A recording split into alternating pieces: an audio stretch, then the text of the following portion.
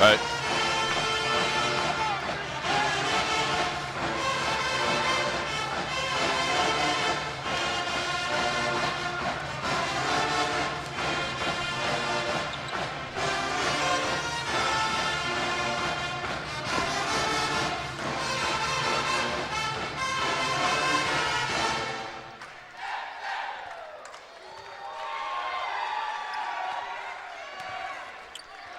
Tonight's doubleheader isn't until 7, right? So we don't have them.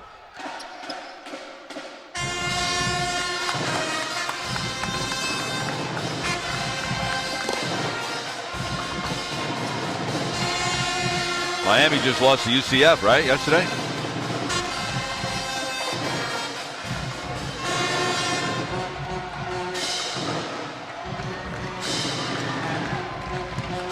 How far is that from you?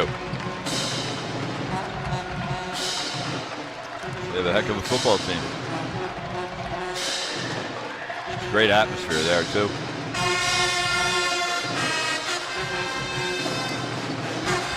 Okay.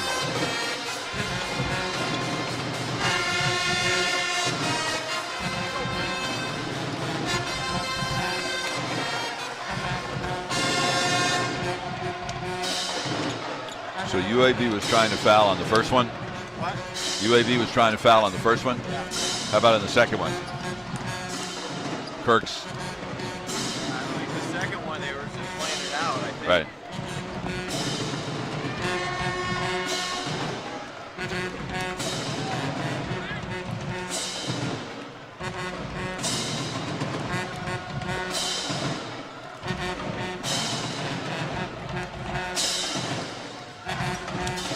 What's this guy's name? Jerry Pollard. Pollard. Like Scott Pollard.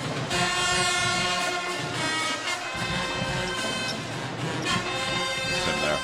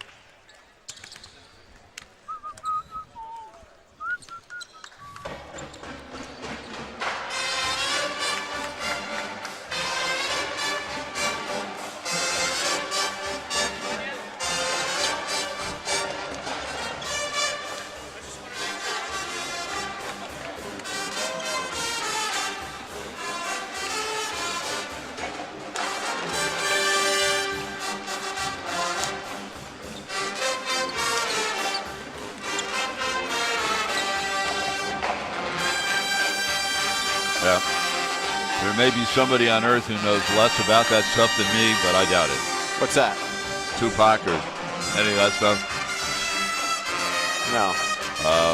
That'd be no.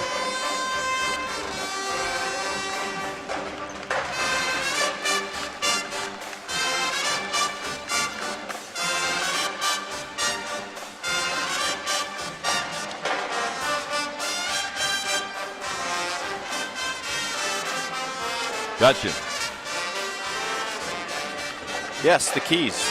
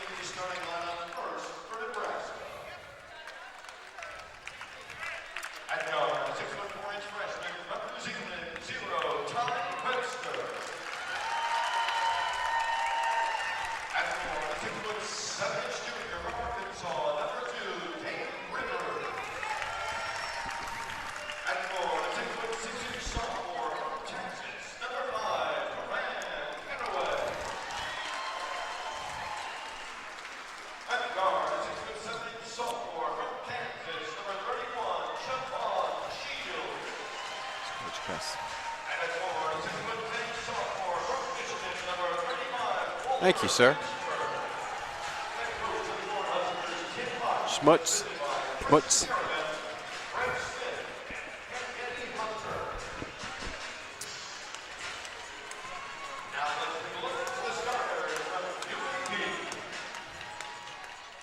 Enthusiastic Blazer. 30, black on the line. So we're about a minute away from you on 4.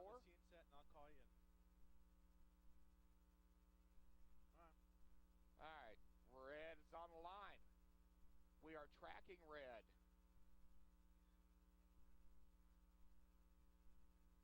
Yep, somebody's got a camera key open. All right, stand by, ready, roll red. 5 to tape.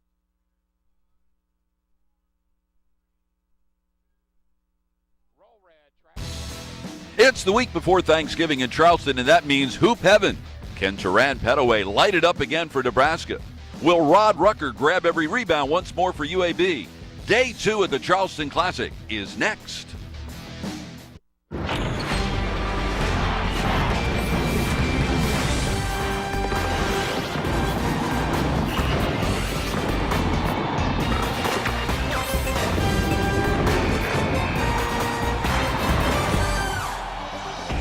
Welcome to ESPN College Basketball from the Charleston Classic. Today on day number 2, it will be the Nebraska Cornhuskers versus the UAB Blazers.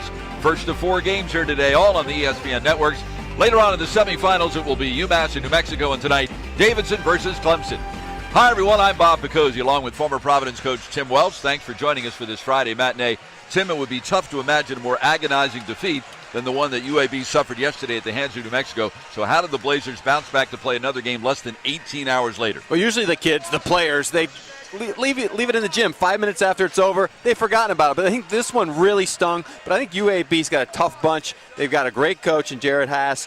He'll regroup them. I think they're going to play well today. And in our one-on-one, a couple of guys coming off career best performances. Well, Teran Petaway for Nebraska can do a lot of different things. He doesn't shoot it great, but he gets to the rim with both hands and authority, gets to the free throw line as well. We'll play a little two-guard today with the absence of a guy who goes with the knee injury. And for UAB, Chad Frazier had 7 turnovers in the first 10 minutes of the game and then settled into a role, not a point guard role, a scoring machine. Unstoppable yesterday for UAB. And joining Petaway in the starting lineup for Nebraska, point guard Ty Webster got in early foul trouble. Wasn't much of a factor yesterday. Walter Pitchford is shooting 58% from three-point range. And for UAB, besides Frazier, Rod Rucker had 18 points and 20 rebounds yesterday. And C.J. Washington is averaging 17 points per game. Jumping center will be Pitchford in red for Nebraska and Farrell Alihadjat for UAB. Tossing the ball up, Jerry Pollard working with Kelly Self and John Gaffney. And we are underway from Charleston.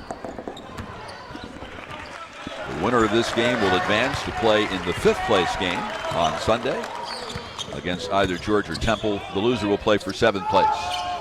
Ali Hadzik missing the sideline jumper, and an early rebound foul will be called on C.J. Washington. What's the keys for a Cornhusker win, Tim? Well, Nebraska yesterday, they're going to play the pack line defense, and they have to have quick rotations because UAB is going to try to get into the gaps. And, of course, an early jump is important just to test UAB's mental attitude if they're ready to play out of the gate. Siobhan Shields takes it right to the rim, and the rebound knocked out of bounds by Nebraska. And how about for UAB to get out of here with the victory? Well, clearly they've got to clear their head, and hopefully they had a nice breakfast this morning and ready to play ball. It's not like football. You're right back at it, which is good because that one yesterday stung, and they've got to get into the lane. Nebraska's a little weak defensively around the basket. The game yesterday lasted so long that they might have skipped dinner and moved right on to breakfast. Rucker with the miss, and the rebound is pulled down by Petaway. He was terrific yesterday against UMass. Petaway launches the deep 3 and climbs up and over the backboard. Tim Miles is in his 2nd season as coach in Nebraska. Did a terrific job previously at Colorado State.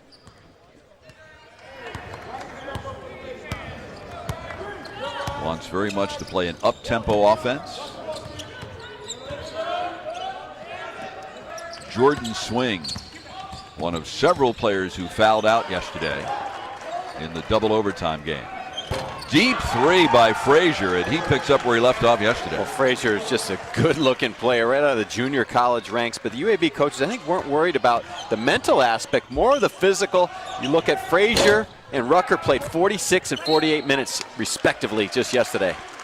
UAB is coached by Jared Haas. He played first one season at Cal, then played for Roy Williams at Kansas and coached under Williams at both Kansas and North Carolina. This is his first head coaching job. Swing gives to Ali Hadzik, and how about the help defense there by Siobhan Shields? Good recognition on the backside, and Ali Hadzik got loose, but looked like he was all the way to the rim, but no thank you, sir. 24 seconds left on the shot clock for the Blazers. And here's the steal. And then Webster lost the handle, went off his shin, and it will go right back to UAB. I really thought a lot about UAB and how they would bounce back this early in the day. But, you know, I think, as we said, you know, the kids sometimes do forget. But that really stung yesterday. I mean, that up 6 with under 12 seconds to go. They found every way to kind of give it away, and New Mexico found every way to take it from them. But they look like they're ready to come out today and take it to Nebraska. Frazier wants to take it to the rim, and he will get fouled. First foul of the afternoon on Ty Webster, and first on Nebraska. For those of you who did not see the UAB-New Mexico game yesterday, it was a three-pointer at the buzzer at the end of regulation that forced the first overtime. Frazier misses the three, rebound Ali Hadzik, and then Shields wrestles it away, and then New Mexico came back and hit another three with 2 seconds left in the first overtime to send it into a second OT, and then won it in that second overtime. Ali Hadzik's got to put his big mitts on that. He can't let somebody take it right out of his hands. Webster was stripped as he drove, last touched by UAB with 20 seconds to shoot. Cornhuskers are 3-1, so's UAB. Pitchford on the handoff to Webster. Shields takes it into traffic, and he's blocked by Washington, and that will be foul number 2 on C.J. Washington, and he'll have to leave. Well, coming into yesterday's game, C.J. Washington was their top scorer and player, but he struggled a little bit yesterday. But I think this was pretty solid defense. But he just kind of threw that left arm down just at the last second to draw the foul. Siobhan Shields comes from a very athletic family. His dad, Will, was a 12-time Pro Bowl linebacker for the Kansas City Chiefs. Also has a sister, Sanayika, who's a center on the Drury College basketball team.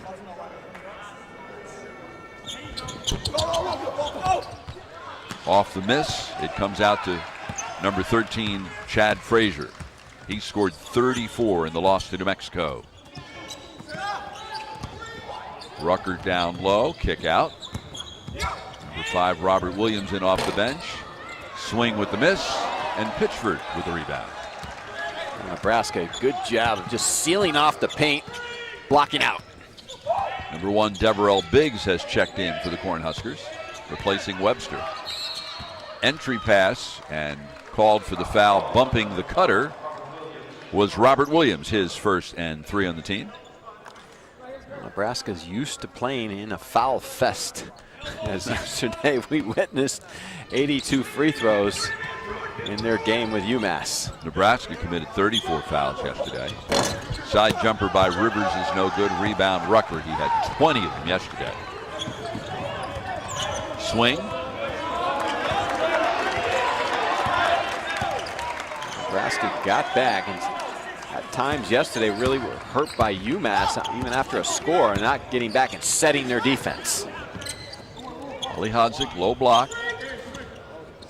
Rucker jumper. A nice inside-out play there. Ali Hadzik not carving out great space on the low box, but good recognition to help, digging in a little bit, pitching it back out for the open jumper.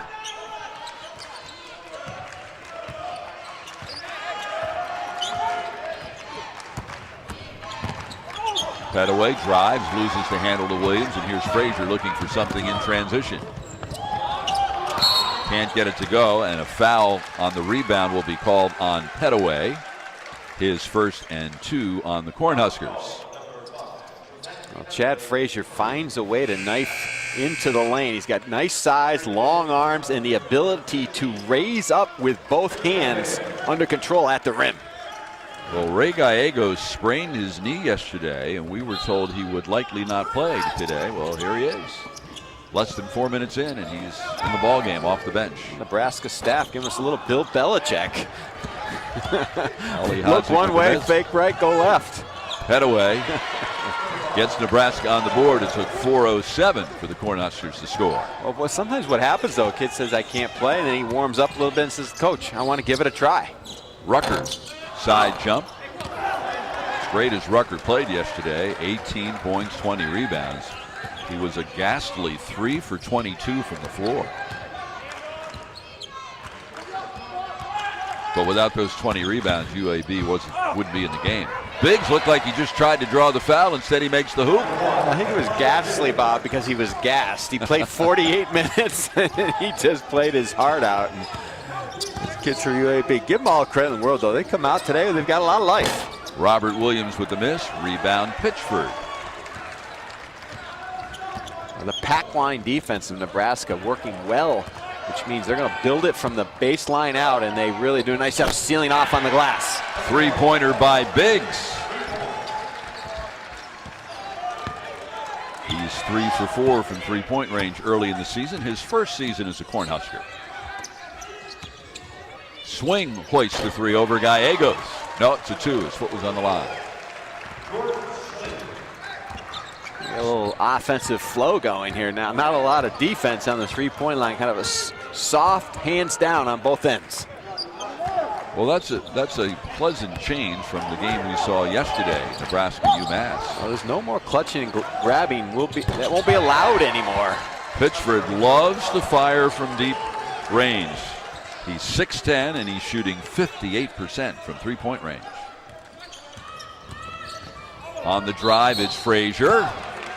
And he'll earn a trip to the free throw line. Well, there's not much defense on the interior, so you got to pop back out. A little loose on the exterior as well. Red hot early, both teams.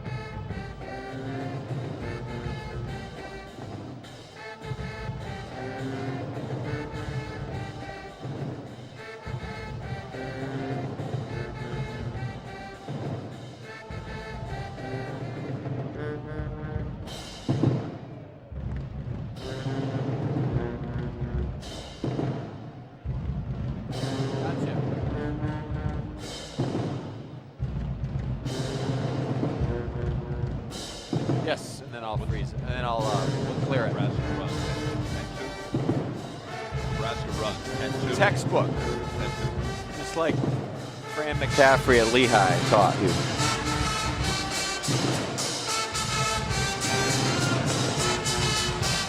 A 10-2 run has Nebraska out to a 10-7 lead, and if you want to know how to box out and rebound, let's go inside the play. Okay, Bob, now this will go in Tim Miles' rebounding video that he could sell online and make a lot of money, because this is textbook. Look at the wall they build right here. All the Nebraska players just sealing their men off, not allowing UAB any clearance or angle to the rim, and they just gang rebound.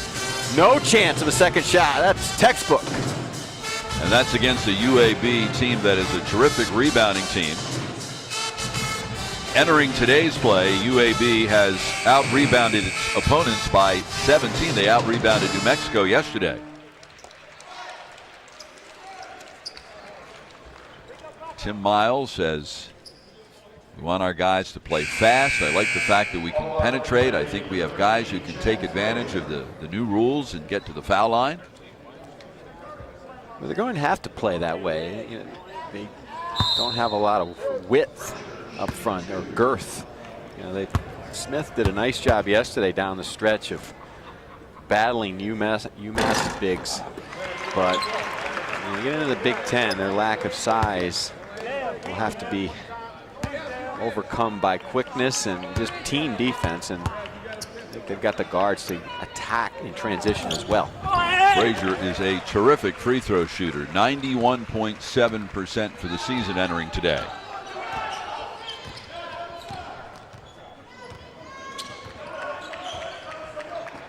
Shields.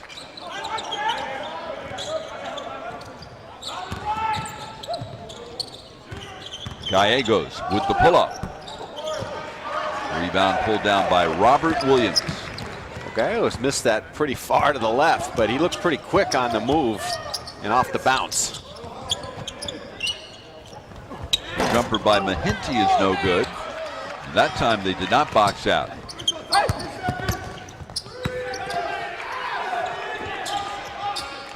Swing. Smith sets the high screen. Now comes the other way. Rucker steps back and hits the jumper. Oh, he's a nice looking player, Rod Rucker. After the second chance opportunity, just good patience by UAB. They looked like they were going to force something in the middle of the floor, and then good ball reversal and found the open man on the baseline. Gallegos has that left knee heavily bandaged. Smith was terrific off the bench for the Cornhuskers, using his body inside just like that. Well, that's what these tournaments are for. Sometimes you find something that you didn't know you had, and Leslie Smith is just a guy who's a bear to the basket, finds the angles. And Mahinty misses the dunk, but again, Nebraska 2 times in a row. We talked about how they boxed out. They didn't do it that time. Here's Biggs. Suspended for the first 2 games for violating team rules, so this is his 3rd game back. Traveling violation on Petaway. And UAB's signature so far this season, Tim, has been their ability to board. Well, they do it because they get after it, not only from the back line, they've got a strong front line, but their guards help out as well. And they go forward at both ends of the floor, offensively and defensively, but they really seal their men off well. Well, that rebound total against New Mexico skewed somewhat because the game lasted 10 minutes longer than usual, much to the chagrin of the Blazers. I looked at Jared Haas this morning when he walked in here. He looked like he hadn't slept. No sleep, no food. No, you just put yourself on a quiet death watch and hope you can get up and breathe when those things happen. But they've come out today and played with a lot of spark and are attacking. Now, you coached for 13 years Division I. Did losing get any easier with experience? No, it actually got harder. And this is why, because you got guys like this come out and can stick it in the barrel. And Rucker is very good. Slide into the baseline, square up, knock it in.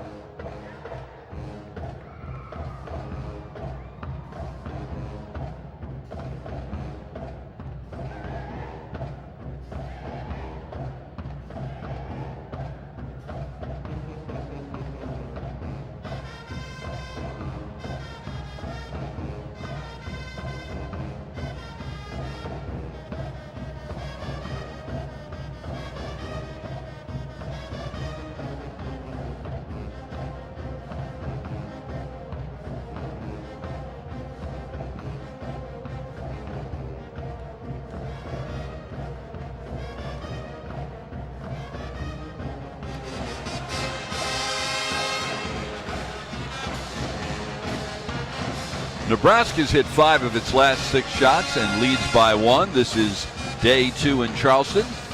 Our 4 winners yesterday on the left, the 4 losers on the right.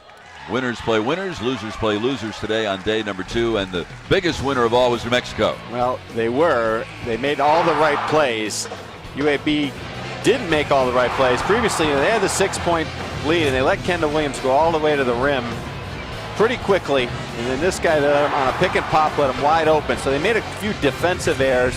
The one thing I thought they did pretty well is Robert Williams was trying to foul Kendall Williams at the end of regulation. They thought they gave the foul at halftime. Even talking to coaches today, they thought they actually did foul. But you got to go in there and make it pretty definitive. You can't just reach in and hope the referee calls it. But they've bounced back today. Got a little life in their eyes, and it's in the past. And as we spoke about with the coaches today, it's better to happen now than in March. This is what UAB has done so far this season. The 4 teams in this side of the bracket, Nebraska, UMass, UAB, New Mexico, were a combined 11-0 when they arrived in Charleston. Frazier has firmly established himself as a player in his first season at UAB, played his first 2 years at Gulf Coast Community College in Florida. Some terrific players come out of that league. Good coaching in that Panhandle League with Gulf Coast, Tallahassee, and North Florida State. Webster with the miss. He continues to struggle. And this is Frazier. Preston Purifoy, number 24, has checked in for the Blazers. On the screen and roll, Ali Hodzig rolls to the hoop. Good offense by UAB, just spacing the court, a little 2-man game. And Ali Hodzig has got that good footwork and the ability with both hands at the rim. So that play's all about the read. The read, you have to read the defender and understand that the offensive player rolling to the basket has to find that open angle. Smith again using his body well, and he'll get to the line. Well, the reason this worked as well is, but you look at the floor, Bob, it's really spaced, and the weak side is cleared out, and it's really a 2-man game on one side of the floor. And when you have a big guy that can also clear space with the pick, but also has that ability to catch the ball on the move and finish, then you have something special. How about the job this young man did off the bench yesterday? And again, you find out a lot about what you want to do with your team, and you find out a lot about what you want to do with personnel when you play these 3 games in 4 days this early in the season. And I think Tim Miles saw that yesterday. And you're always trying to tweak and find out what exactly will work the best, especially when you have a lot of new pieces. And Smith looks like he's a keeper and will get a lot of major minutes this year for Nebraska. Leads the team in rebounding and block shots and field goal shooting off the bench, coming off that 12.10 rebound effort. He made the second free throw. The Cornhuskers had missed their first 3. Ali Hodzig. Frazier for 3. He has played as well as anybody in this tournament so far. Conference USA better be aware of that man. Webster penetrated, set up Shields. He couldn't finish. Here's Rucker the other way. Frazier dumped down to Ali Hodzig, puts it on the floor, and gets the foul from Smith.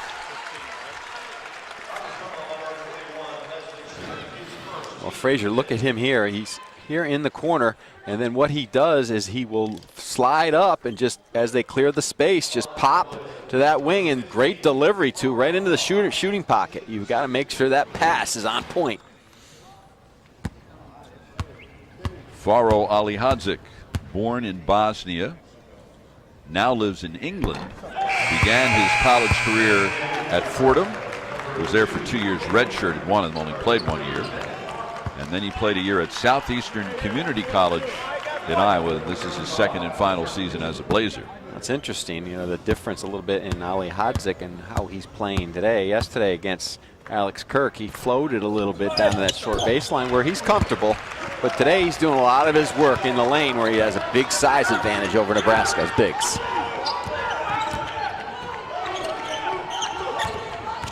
Six-point Blazers lead. Petaway spin move. Nicely done. Well, that's what they needed to do. Petaway's been very quiet because Robert Williams done a nice job of denying him the ball in the wing. That time he just outworked him and fought his way to the rim. Coming off a career high 28 points yesterday.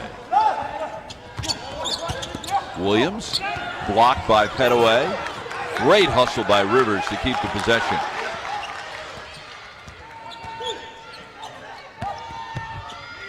The baseline drive and spin move by the diminutive Benny Parker. Nebraska causing some problems here playing the 2 point guards. Parker, a nice dish from Webster.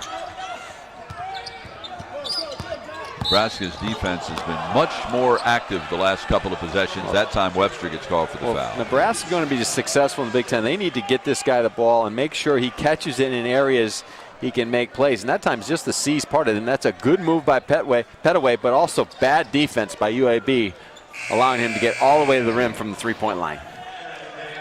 Petaway in his first season as a Cornhusker after transferring from Texas Tech, where he started 11 games 2 years ago, sat out last year as a transfer.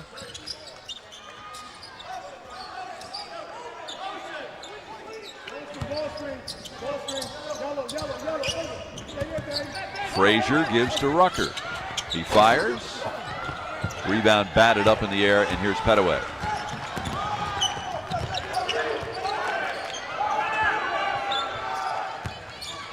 Pitchford pull up. Rebound winds up in the foul line to Ali Hadzik. Rucker baseline jumper. Nobody boxed out Robert Williams. Well, Nebraska never got back and got set, and Rucker has pushed the ball up the sideline, and Nebraska jogged back and didn't identify who they were guarding or who they were supposed to block out. Way too easy. Robert Williams already has 4 rebounds off the bench. When we illustrated how effectively Nebraska boxed out, that might have been the only time they've done it in the whole game. Petaway knocks it down.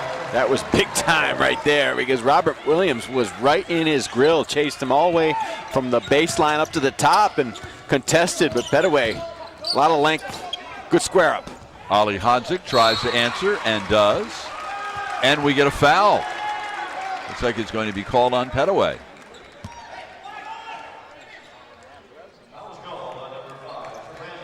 It's the second.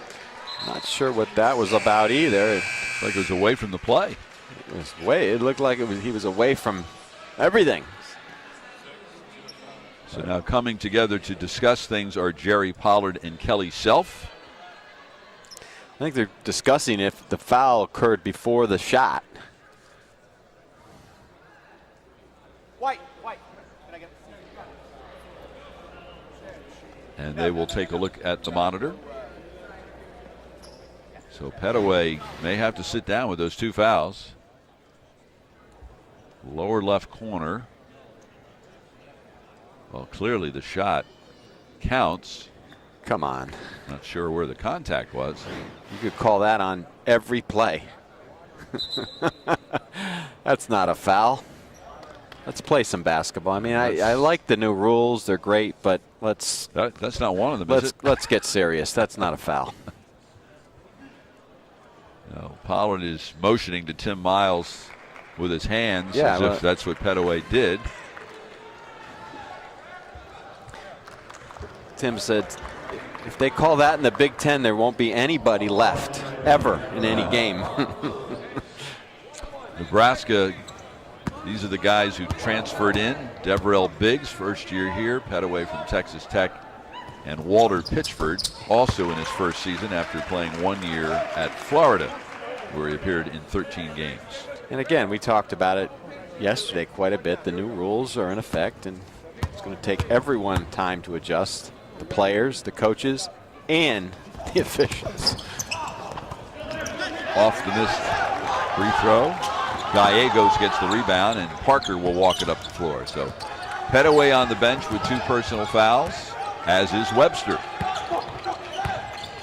Well, that's tough when you're your coach and you've got your best player sitting on the bench because of just something, you put a fingernail on someone. Pitchford for 3, his second of the day. Well, UAB has to understand That's where Walter Pitchford is most comfortable. The big fella likes to square up from downtown. 2-point Blazers lead. And Rucker is called for the travel. Well, we told you about the transfers. That Nebraska has some new players, but that's not the only thing that's new for Tim Miles' Cornhuskers. Explanation coming up.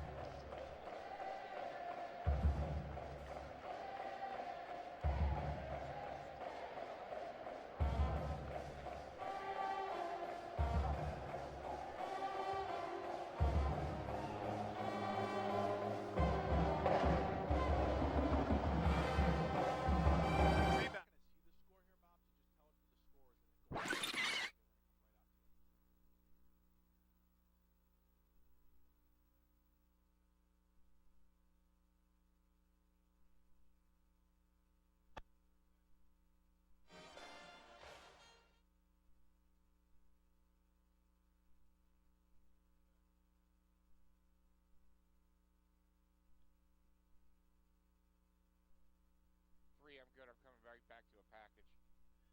Stand by. Ready up on A. Back in A. Underneath the mic. Ready roll A. Ready up on A. Well, Nebraska has a brand new home. It's called the Pinnacle Bank Arena. It hosted 15,000 fans on opening night when a pair of sophomores led the way against Florida Gulf Coast. Siobhan Shields led everyone with 28. Turan Petaway, 17 points. It's called the Pinnacle Bank Arena, and he banked that one in, didn't he? Nebraska shot over 50% from the floor and got the win. Coming up on the Nebraska schedule, either Georgia or Temple here in Charleston, then home for Northern Illinois. And how about Miami, Tim, last night losing to UCF? Well, Miami's going to struggle this year because they're so young. They're going to have their ups and downs. They've got some good young players, but really the story is about the new digs out in Lincoln, and what passionate fans, and how about the facilities they have for not only football but basketball and volleyball, and every seat for every game is sold out for Nebraska basketball this season. Ticket sales up 95%. They also recently opened a new basketball practice facility for men's and women's basketball, the Hendricks Training Facility, so their facilities are top shelf.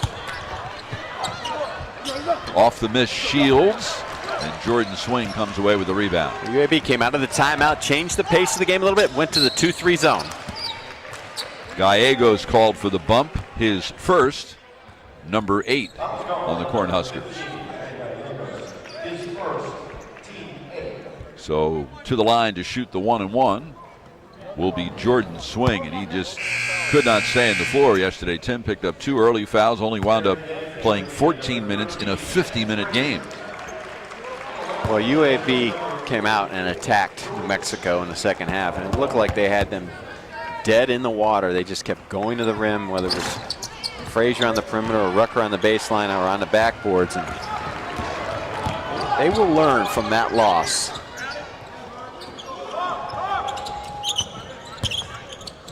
Into Shields, back out to Gallegos. He might be their smoothest shooter. A nice inside-out play against the zone there, and Swing just a little slow on the closeout. He's got to get up on Gallegos. He can knock that down all day. Ali Hodzik sealed his man, but then did not catch the pass cleanly. Pitchford loves that perimeter shot.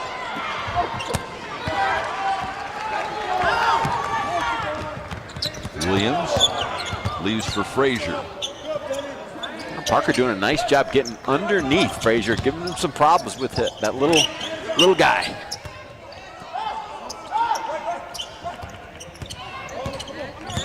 Swing on the switch, picked up by Pitchford, but he stepped on the baseline. Well, when that used to happen, we used to say, "Where are you going?" You have to understand, you're running out of real estate very quickly. Turn and pass the ball. Don't put your head down and dribble out of bounds.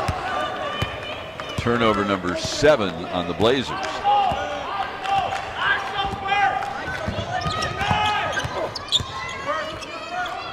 Pitchford, ball fake, gets a little closer.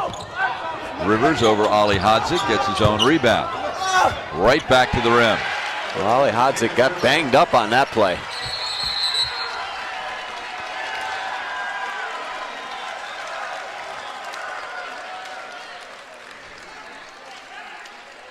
Well, David Rivers, just relentless effort in the lane. Lacks a little size, but not heart and toughness, just not to be denied. Keeps that second and third effort. But help side, the pack line defense, you'll see David Rivers here. What he's going to do, he's understanding. He's not going to stay tight to his man. He's going to come over and build the wall. When the ball comes over the top, he's going to wall up on the inside and then get the steal on the lob over the top. This is great help side protection by Nebraska and David Rivers. So Ali Hodzik will have to come out of the game, and they'll tend to him. Rivers getting the start this afternoon because of the knee injury suffered yesterday by Gallegos. Rivers also started the first 2 games, while Gallegos served a 2-game suspension for violating team rules. Ali Hodzik just looks like he's walking it off. I don't know whether he got caught in the midsection, knocked the wind out of him. It was a below the belt situation for the big guy. I think he'll be okay. So get a little drink of water and he'll be back. Great anticipation, and look at the quickness by Parker. But how about the closeout speed catching up by Mahinti? Well, both teams show a lot of effort on the glass defensively, overplay, and then denial at the rim from the backside on the retreat. Parker might have been better off taking a more straight line trip to the hoop that time. Gallegos catch and shoot. Goodness. Sprained knee where? He is flying. He's coming off those down screens and raising up. 11-0 run. There's the screen. Counted in the foul. The screen and roll worked again. Well, you'd never know. These two teams were a little bit stung yesterday from playing 2 tough ball games, and sometimes the best way to take the sting out is come back and take it to your opponent. Both teams are just getting the ball inside, moving it, sharing it with offensive precision. One of your keys was pounding the paint. So Robert Williams completes the 3-point play, and it's a 3-point Cornhusker lead.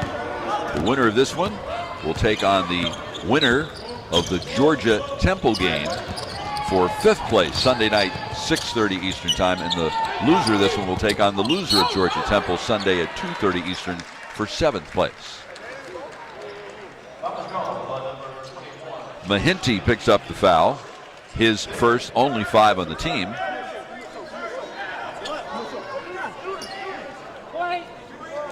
Well, Nebraska's doing a good job of sharing the basketball, especially with Petaway out of the game. Gallegos comes around that screen looking to fire. That was Rucker's first rebound after getting 20 of them yesterday. Washington for 3. He left after 2 early fouls. Biggs faked one way, went the other. Slide and glide and find the angle. Room, no room. Find some room all the way to the rim. And Biggs deflected the pass, couldn't save it. Kick out Williams for 3. Gets his own rebound, already his 6th.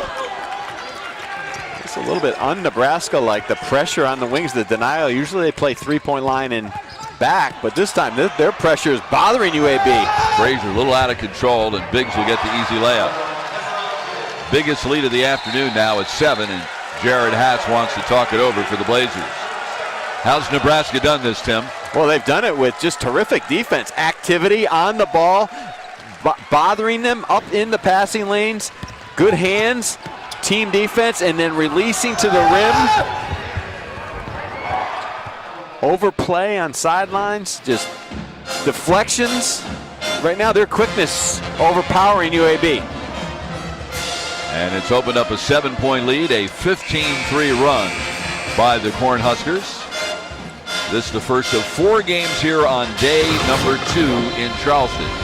There are your scores from yesterday, setting up the 2 semifinal matchups today, and we'll be doing that UMass New Mexico game on ESPN2 about 25 minutes after this one ends. They might not need a shot clock in that game. They might not need one. They don't need one. I mean, New Mexico averages 98, UMass 90. They've got a lot of options. It should be fun because 2 terrific point guards, the Williams, Chaz, and Kendall, but also good inside players, good size, and a lot of different ways to score. Caddy Lillane averaging a double-double for UMass. Alex Kirk has double-doubles in all 3 of his games this year for the Lobos. Rucker off the glass at it again. Well, Rucker just rushed that shot as he did at the end of the second overtime. He's got to just gather himself and power it to the rim. Good rebounder, but has to be more efficient with his field goal percentage. Swing on the roll. It's Mahinty. His pass down low deflected out of bounds.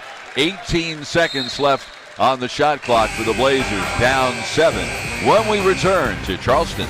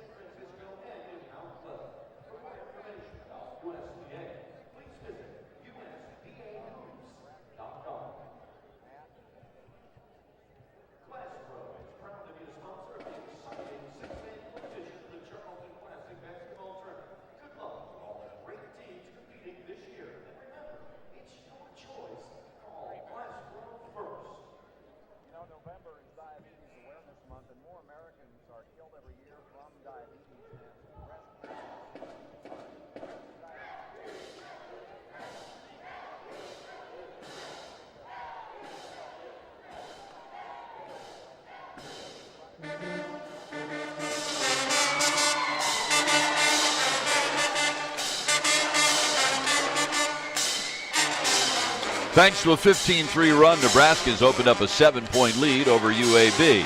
Back here in Charleston, Bob Picozzi along with Tim Welch, who coached at Iona and also at Providence. Cornhuskers using the 3-point basket to help get back in this one. Well, normally they move the ball around and they want to get in transition and want to get to the rim, but today they're showing a different aspect to their game. If they can do this, they can be very dangerous moving forward in the Big Ten because they've got a lot of weapons, a lot of options. They space the floor well. They're sharing the ball well. As with Petaway on the bench with foul troubles, they really spread the wealth. When he's on the floor, he's kind of their go-to guy, but when he's out of the game, they move it around, and today they've had some other guys that have answered.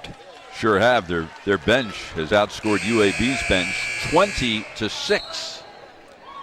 18 seconds left in the shot clock for the Blazers. Rolling to the hoop is Ali Hadzik, and that was executed perfectly. That's the high-low game at its best, and just a nice feed, nice seal. Ali Hadzik back in the game. That's big for UAB. He can carve out space around the rim.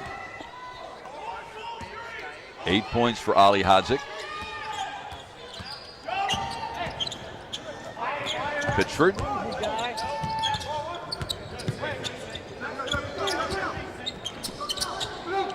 Biggs with the shot clock at 10. Goes around the Rivers screen, then gives to the screener. And Gallego will have to beat his man off the hop. Terrific defensive possession for the Blazers. That last time out, I think Jared Haas got up in his guys and said, we've got to protect the line and play a little bit more intensity. Ali Hodzik lost the ball off his knee. 3-on-2 for the Cornhuskers. Parker gives to Biggs. Rebound slapped out to Rivers, and here's a reset. UAB getting a little careless offensively. Ali Hodzik doesn't need to be pounding the ball on the floor from the foul line. And a foul will be called on Rivers, setting the screen. His first and 10 on the team. Pitchford departs, replaced by Leslie Smith. Guard number 1.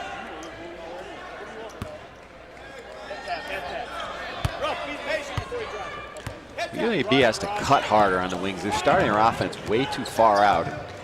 Yesterday they were successful on ball reverse with getting the ball good angles to the rim from the wing area of the floor. Frazier gets a step on Biggs, can't finish. There's Rucker cleaning up. Boy, Rucker has the darndest time making the chippies after he does such hard work off the offensive glass. He needs to just keep working on that because he seems to short arm. He's tried to rush his shot instead of, he's so strong and powerful and explosive that on the rebounds that he has to use that same type of game, putting it back in. He's 2 for 9 today after 3 for 22 yesterday, but he's got 24 rebounds in the 2 games. Watts to Rucker. Kick by Leslie Smith. Shot clock will stay right at 21. Coming up at halftime, Tim and I will take a look at our freshman focus, the new Fab Four. Then some national news and notes from this tournament and others around the country, and first half highlights as well. Big win for Florida State over VCU in Puerto Rico last night. Rebound pulled down by Biggs. Nebraska very active with their hands, making it tremendously difficult for UAB to get a clean finish at the rim. Pitchford spins, contested shot, rebound number 5 for Rucker. Tried to get it to Ali Hodzik, but Parker's quick hands got in the way.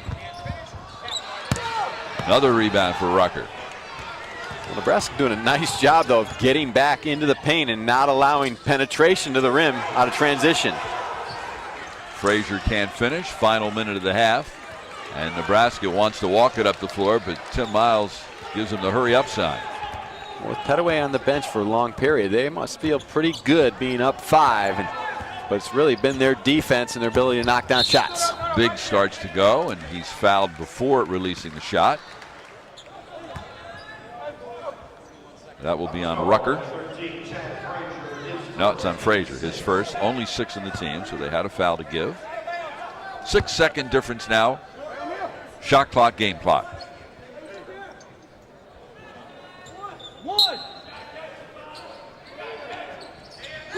Smith.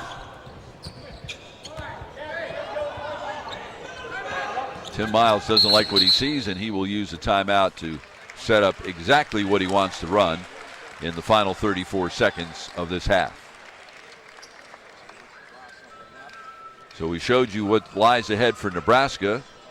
Here's UAB's schedule coming up again. They'll play either Georgia or Temple, then Florida A&M, North Carolina December 1st, and Northeastern. And if you think Northeastern's going to be an easy game, well, ask John Thompson III about that. I wonder if UAB's ever been to the lovely Matthews Arena. Sometimes a little chilly in Matthews with the ice. Georgetown beating Northeastern in Puerto Rico yesterday. Also, we told you about the Florida State win over VCU. And in non-tournament play, how about NC State losing to North Carolina Central? These things happen. And NC State's got a very young basketball team, and early in the season, you play a veteran team, and you talk about veterans. Northeastern was in the finals of the Colonial last year, and Georgetown went just long stretches where they couldn't get good looks against Northeastern's 3-2 matchup zone. Georgetown today beating Kansas State by 17 in the first half. And I guarantee you that's not what Tim Miles dialed up in that huddle during the timeout. That's a disaster. Wow. Right there. It's just write your own caption. I can't even describe what just happened. I don't think Tim Miles can either. I think he's going to try to forget it. So now the shot clock is off. I mean, it was not even any, it was just soft pressure from UAB. It's just not having good awareness out there on the floor of where you are and what you're trying to do. Can't wait to ask Tim what he said in the huddle. Can't wait for his answer. How late do you wait to go here, Tim? Well, you want to go now, right now, so you have a chance for a tip in. Shot blocked, but a foul's called. Foul will be on Parker, and to the line will go Frazier. He's 3 for 4 from the line today, 91%. Well, you knew Frazier was going to try to make a move to the rim, and really Nebraska should have just held their ground. He left his feet, but when you start leaving your feet and trying to swat the ball out of the air, the official's going to come in and sometimes sit you down. Jared Haas says Frazier brings experience and maturity to us. He's a big guard who can get into the paint. That experience at the junior college level. 2.4 seconds left, and we saw yesterday a lot can happen in 2.4. Biggs, it will count if it goes, but instead Nebraska will have to settle for a 3-point lead over UAB at halftime.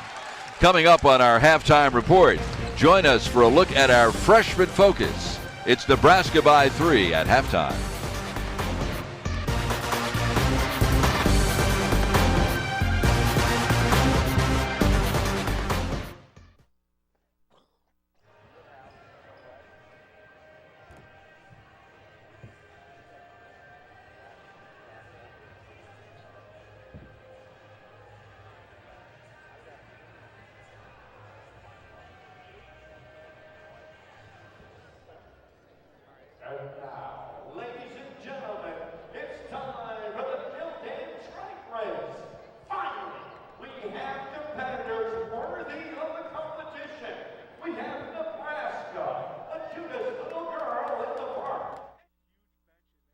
Between Nebraska and UAB on the second day of the Charleston Classic.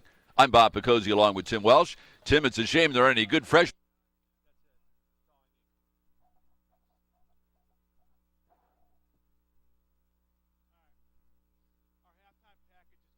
This will be all A coming back. So we'll come back. UAB, are you ready? All right, on your mark. Get set. Go! And they're off, ladies and gentlemen. All these two look like they could run a tricep. Hold their opponent away. This is where it gets dangerous. Take your turn. Go! Negotiating it well. UAB's making it. Unbelievable display of Frank Princeton. Ladies and gentlemen, put your hands together. Unbelievable. Whoa! Never thought it'd be too small for a tricycle.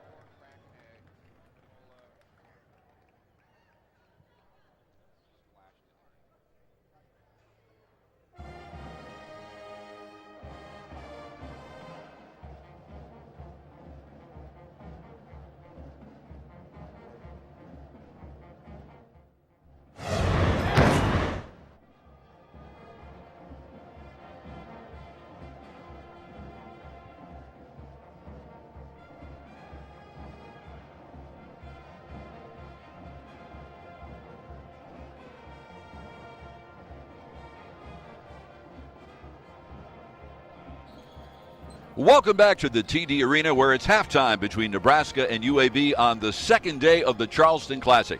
I'm Bob Picozzi along with Tim Welsh. Tim, it's a shame there aren't any good freshmen in the country this year. Well, the NBA scouts are getting a lot of work done this year because they're all jockeying for position. Usually you're jockeying to make the playoffs, but I think a lot of teams don't want to make the playoffs so they can be in position to draft these guys, and it starts with Jabari Parker at Duke. For Mike Krzyzewski, a guy that's a very cerebral player, understands the game so well for a youngster, can knock down shots, can get into the lane, can play on the baseline, runs the floor very well, and also can attack defensively. Julius Randle of Kentucky is the SEC preseason player of the year. Well, why not? Every game in his college career to this date has been what? A double-double, and he gets it in a lot of ways. He gets it on the baseline, he gets it around the rim. He has an array of moves. Quickness, he can face up and beat you off the bounce, but power game around the rim, a combo of Karl Malone and Wayman Tisdale for Kentucky. And Randall getting it done at both ends of the floor in the early going for John Calipari's Wildcats. And then there's Andrew Wiggins of Kansas, who's not only the Big 12 preseason Rookie of the Year, he's a preseason first-team Associated Press All-American. Well, everybody wants to compare these young guys to pros, and rightfully so. This looks a little bit like Paul Pierce, maybe even a Kobe Bryant, the son of ex-NBA player Mitchell Wiggins. He's well beyond his years in ability to score in transition. Kansas, again, should be a power, not only the Big 12, but maybe going to the Final Four. Then there's sort of the forgotten man of the four, Aaron Gordon of Arizona. Not as hyped as the other three, but maybe as talented. Sean Miller hasn't forgotten him, and they better tighten the rims out at Arizona because this guy dunks with authority in the lane. A lot of people compare him possibly to a young Blake Griffin. And these four guys from left to right were 1, 2, 3, 4 in the ESPN 100 their senior year in high school. Which one of them do you think is most NBA ready right now? Well, I would take Parker just because he just looks so fluid out there on the floor. He's got the combination of the body, the smarts, and the ability, and he's going to play that in that multiple position offense for Duke. And we mentioned Wiggins as a preseason Associated Press All-America. Who's your 5 preseason All-American? Well, you know, you get to put those 4 in there for sure. Parker's the only freshman that I have in those, so let them really get into league play and show what they can do, but I'm sure they'll do fine. Carson from Arizona State the other night just put on a show against UNLV. Marcus Smart, look what he did against Memphis. Shabazz Napier may be the best guard in the country. He's terrific for UConn. And then Doug McDermott, a first-team All-American, decided to come back and play for his dad at Creighton for their first year in the Big East. It is halftime between Nebraska and UAB on day number 2 at the Charleston Classic. We'll be back with more from the TD Arena right after these messages.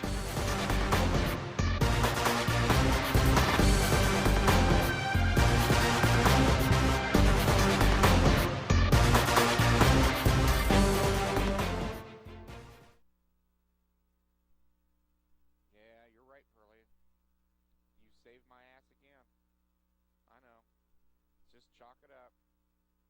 Next time at the Mar Vista, I'll pay it back. I know.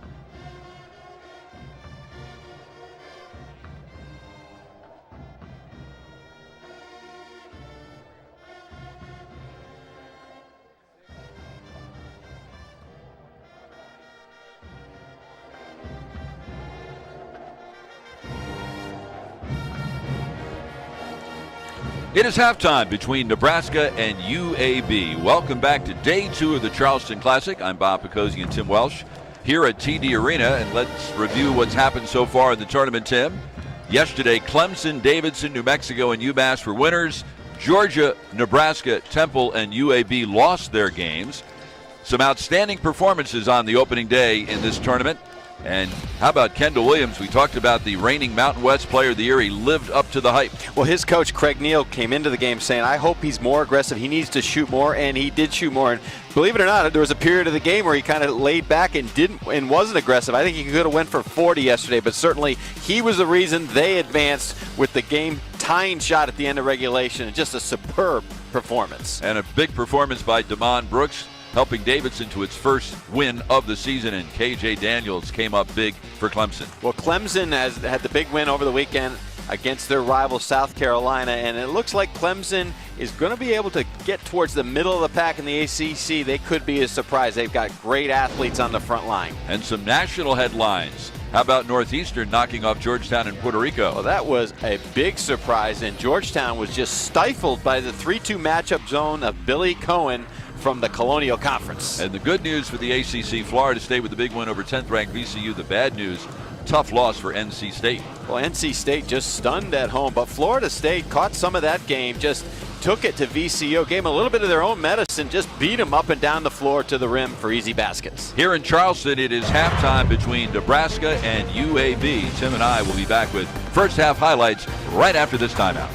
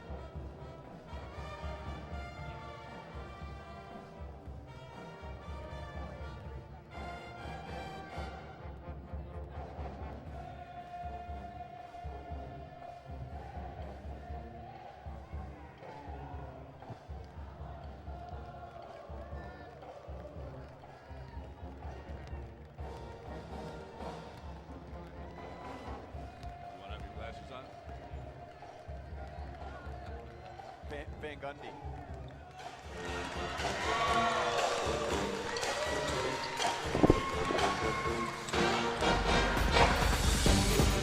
It's day number 2 at the Charleston Classic, and at the half, Nebraska leads UAB by a score of 34-31. Welcome back to TD Arena. I'm Bob Picozzi, along with former Providence Iona coach Tim Welch. Well, Tim, the starting guard for Nebraska only played 25 minutes combined because of foul trouble, but they got 20 points off the bench in the first 20 minutes. Well, Biggs and Gallegos are two guys that can make things happen, and if they can be a spark off the bench or be starters, they're guys that can make things off the dribble happen, also from the perimeter. Defensively, though, they also caused some major problems for UAB with their quickness. They got up under people, and Devereaux Biggs came in and was an instant offense guy. Just got into the gaps, got to the rim, found things in transition. Defensively was good, and also knocked down shots. I mean, Nebraska 5 for 10 from the three-point line. That got them the lead because UAB got to the free throw line, but it was a defensive Nebraska, that peskiness that really gave UAB a lot of problems. Take a look at the first half stats. Biggs with a big effort off the bench, and despite starting 0 for 5, Nebraska wound up shooting almost 50% the rest of the way. Frazier 11 points and 5 rebounds, and UAB got nothing out of C.J. Washington. No points and only 6 minutes. If Nebraska can get another 20 minutes out of Devereaux Biggs like they did in the first half, they might be playing for 5th place on Sunday. Back with the start of the second half on day number 2 of the Charleston Classic, right after these messages.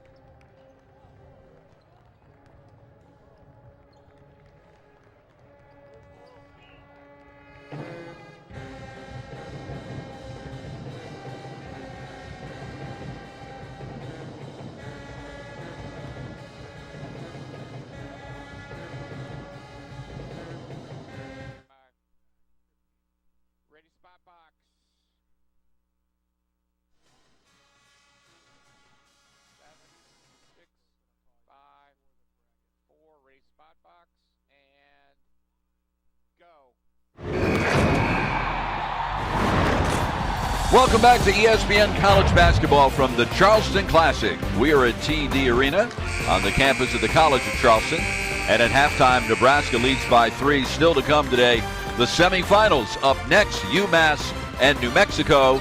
And in our second semifinal, Davidson and Clemson. And Tim, we've already seen some terrific performances in the Charleston Classic. Lamont Brooks for Davidson just stepped up. Davidson 0-3 coming in, but they didn't look like an 0-3 team last night. And Kendall Williams, the All-American point guard for Nebraska, a special player we'll see next.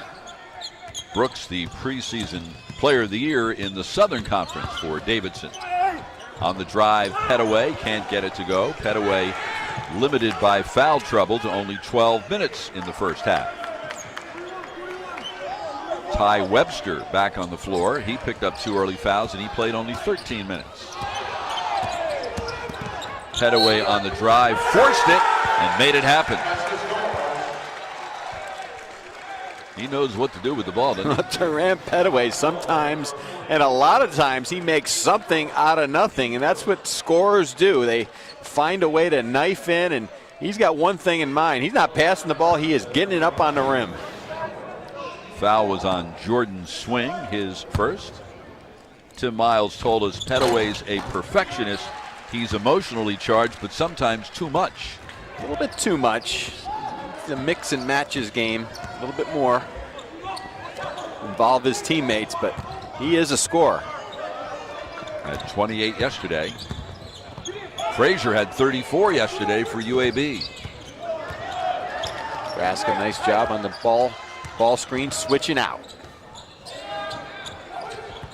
Shot clock inside 10. The pull up by Frazier. People will know Pettaway in the Big Ten and the Conference USA. He could dominate. He is a big-time guard, Chad Frazier. Webster takes it to the rim. Rebound, Faro Alihadzik. Quickly the other way, Frazier. Fake left, went right to the rim and won.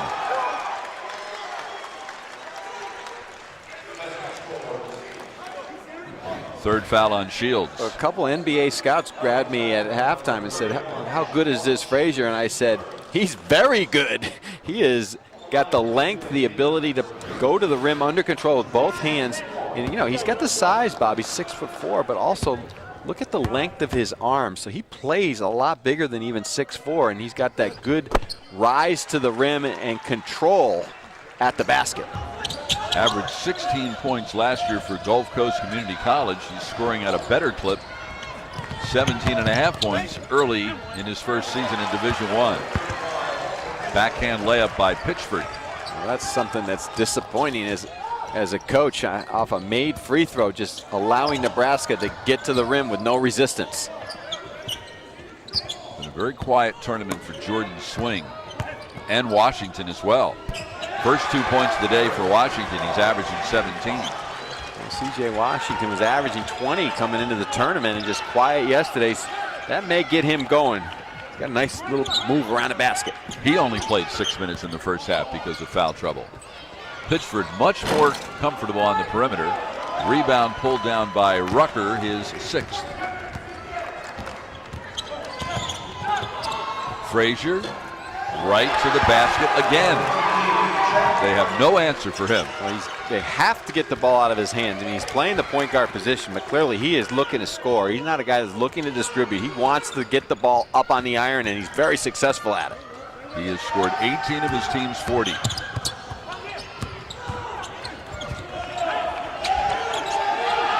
Rivers defended by Alihadzik.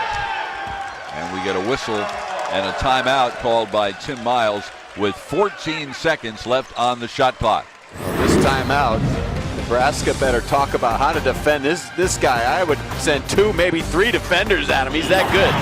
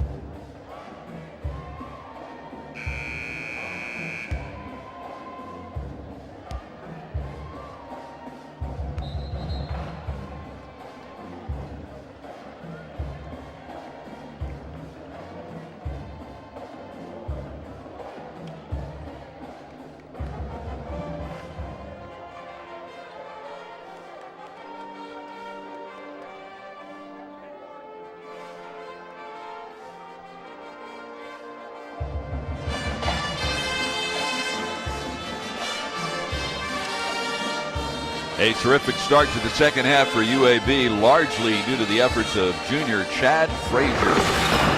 Well, Chad Frazier was unstoppable yesterday against New Mexico, had 34 points, but he had 8 turnovers as well. So Nebraska has to find a way to get the ball out of his hands, and one-on-one coverage is not going to get it done, and especially all the way from the top of the key to the rim. Nebraska's got to tighten things up because this guy is special. He's got an array of moves, mostly with his right hand, but he has that head and shoulders fake with the left and great body control at the rim.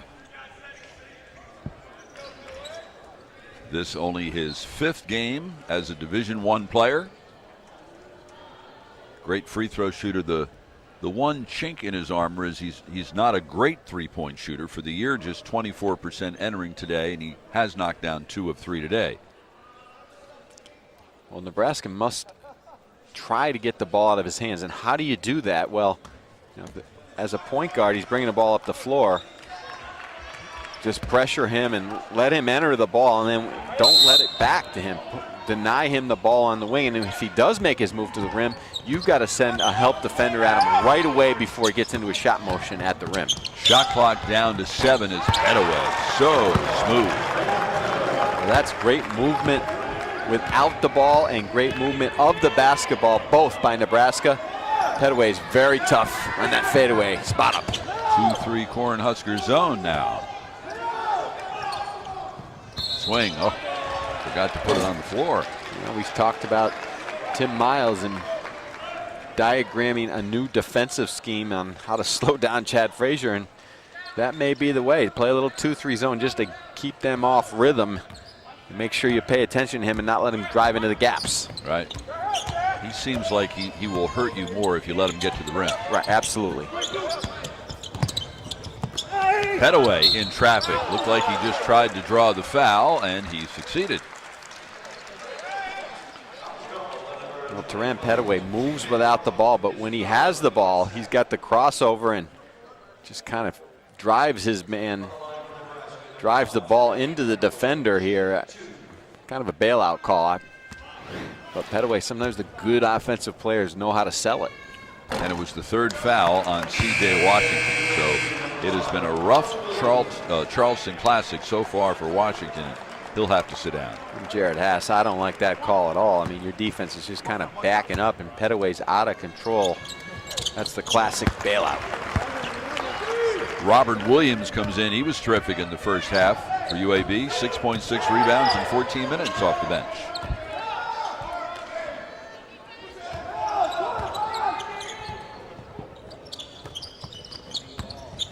The no-look pass Frazier, and fortunately Rucker was barely looking, and he caught it.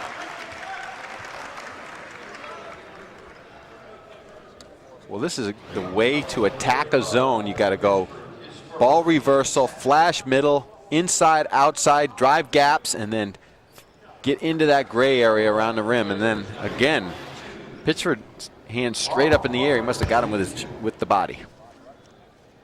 So at the line is Rucker, 6'2" senior out of Salt Lake City. He's the only scholarship senior on this Nebraska team, so the future looks promising for Tim Miles. How difficult will it be, in your view, Tim, for Nebraska to year in and year out be able to compete in the Big Ten? Well, I don't think it's going to be difficult at all, because this guy, the guy running the show, he's got everything he needs now, and he understands that, you know, you're not going to find players in your backyard. You're going to have to recruit nationally, but they're going to be able to do that now with a combination of the exposure of playing in the Big Ten and the facilities that they have are second to none. So they've got everything they want to sell, including a guy who is a proven winner. Tim Miles paid his dues. He coached at Mayville State at the NAIA level, then at Division II Southwest Minnesota State, and at North Dakota State. Then went to Colorado State. Went to an NCAA tournament and an NIT there, now in his 2nd year at Nebraska. His counterpart, Jared Haas, getting an explanation from John Gaffney, and Gaffney's colleague, Jerry Pollard, continues to look over at the monitor, trying to straighten out a potential discrepancy in the score. We have it as 42-41. That's what it says here in the arena as well. That's always a problem when we don't know what the score is. It is a correctable error. I've played with guys on the golf course that don't know what they shot. But care to name any names? No. Would be from your Big East coaching days, would it? Not any of those. No comment. You're making this up. The score is correct. I guarantee you the guys in our truck know what the score is. We should just have. Right. Speaking of golf, this isn't a bad town if you're a golfer, is it? It's painful, Bob, that all this work we have to do down here. You have to sit next to me, huh? No, that we have to be down here and not go a little bit east to Kiowa and just sniff the courses out there. Rivers. Rivers pops out. Penaway drives. Tried to lean in, create some contact, didn't get the foul, but he got the shot to fall. He's just getting more comfortable with each game as a Nebraska player, just finding his niche, not forcing shots, but just knifing his way and finding that angle that he's comfortable with the finish. Frazier Rucker back out swing, nice ball fake, drive, and he'll shoot a pair. Well, you have to have a scorer in order to compete at the highest level. And this guy can do it in a lot of different ways without the ball, the face up, fade away, and then the drive, and then twist and turn off the window.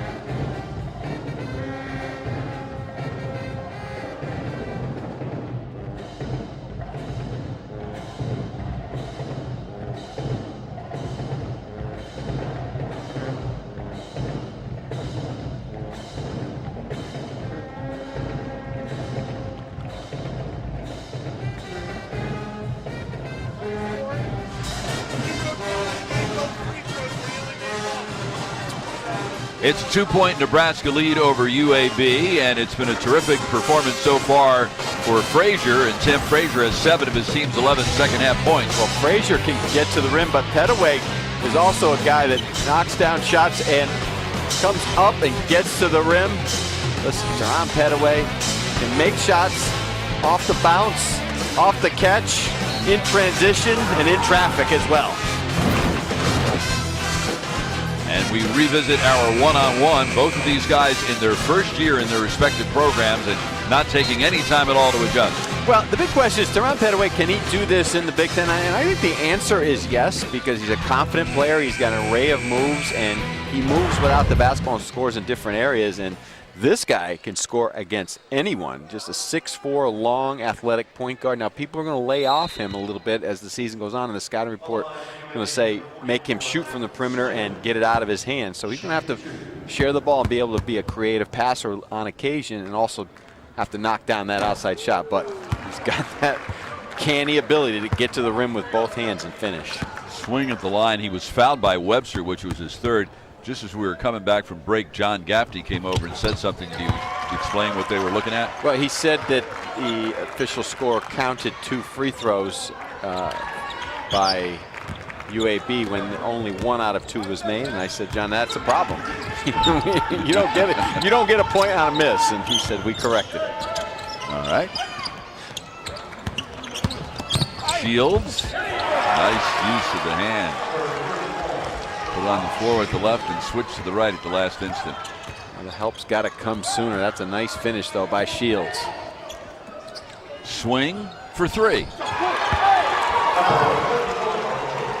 Well, the ebbs and flow of this game, it gets choppy, it goes inside, and now the outside starts loosening up. And swing, the face up in Petaway's face. Shields runs into a brick wall and hits again. Shields is a promising player. If he gets a little bit of space, he can knife to the basket. That time he didn't have much space. He just used a little power in the paint. Spin move Frazier, deflected, and we'll get a foul. Foul's going to be called on Webster. That is fourth. It is. Why would Tim Miles have him in the game at that point? Now he's going to have to sit out for a while. He's been in foul trouble this whole tournament. Of course, everybody was in foul trouble in the first game yesterday. Yeah, I'm not sure if that was on Webster. Yes, it was. He wasn't sure if that was on him. He didn't believe it. And we almost had 6 players on the floor for Nebraska. Well, Nebraska got 20 points off its bench in the first half, largely because of opportunity by foul trouble. Swing has really been thinking much more shot. And how about Frazier with the steal and the layup as Nebraska fell asleep? They fell asleep on the inbounds play before that. I mean, it happened so quickly, we blinked and missed. Swing with an easy layup on the baseline out of bounds play after Nebraska almost had 6 players on the floor. Mentally not strong right now for Nebraska, not focused. Biggs to Shields, takes it to the hoop, knocked out of bounds by Ali Hadzik. Let's take another look at that inbound pass that was stolen. Well, Petaway got beat, first of all, on the layup on the baseline out of bounds play. Violates or just drops the ball in. It's just disastrous. Just cannot happen. What's called as a live ball turnover. You'd be better off turning around and throwing it into the Cougar Spirit shop up there on the right. Tied at 50. Coming up next, it will be UMass and New Mexico in semifinal number 1. That will be on ESPN2. Smith tried to block the shot and instead is called for his second foul.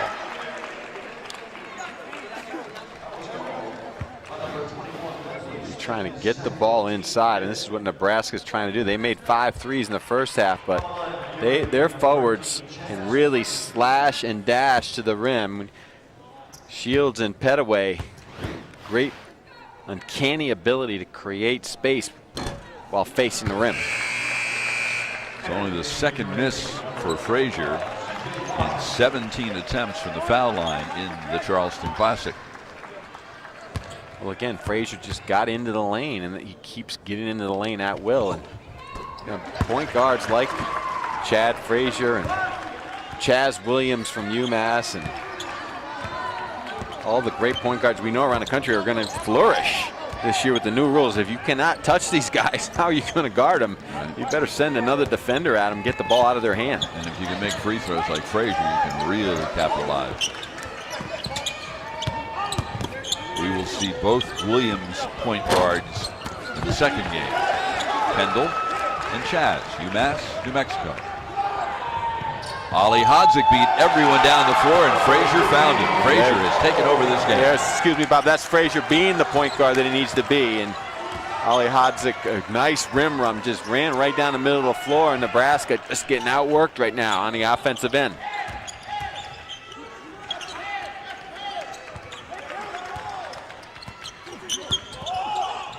Petaway on the rebound. Washington goes to the floor. Held ball. Possession arrow will head the other way. Jared Haas ran this at Kansas. This is the old rim run. This is what they ran at Carolina, and this is what they ran at Kansas, and this is what they run at UAB. The big man runs right down the middle of the floor to the rim, and you better be with him or else he can clear space. And on the catch, this is pretty easy. Just finish. Ali Hadzik will get a rest. 10 points for the senior. Washington back in the game despite 3 fouls. Mahinty sets the screen.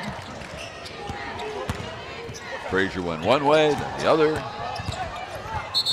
Williams, ball taken away by Parker, but will be called for the reach-in foul. Benny Parker did a pretty good job of handling that ball screen at the top, forcing Chad Frazier to his left, where he's capable, but he's much more comfortable going strong with the right. So they got to get up on that right hand, force him left, and then give a lot of help. Already 6 team fouls on Nebraska, so UAB figures to get a lot of free throw opportunities the rest of the way. Swing for 3. And no one blocked it. Mahinty's the one who set the screen, then went in and got the putback. That's just effort and energy right there by UAB, just attacking the glass, and Nebraska watching, UAB doing. Biggs tries to answer. Leslie Smith offensive rebound, and he is fouled by Mahinty. Devrel Biggs has been good, but the bigs for UAB have been special around the rim and in the lane.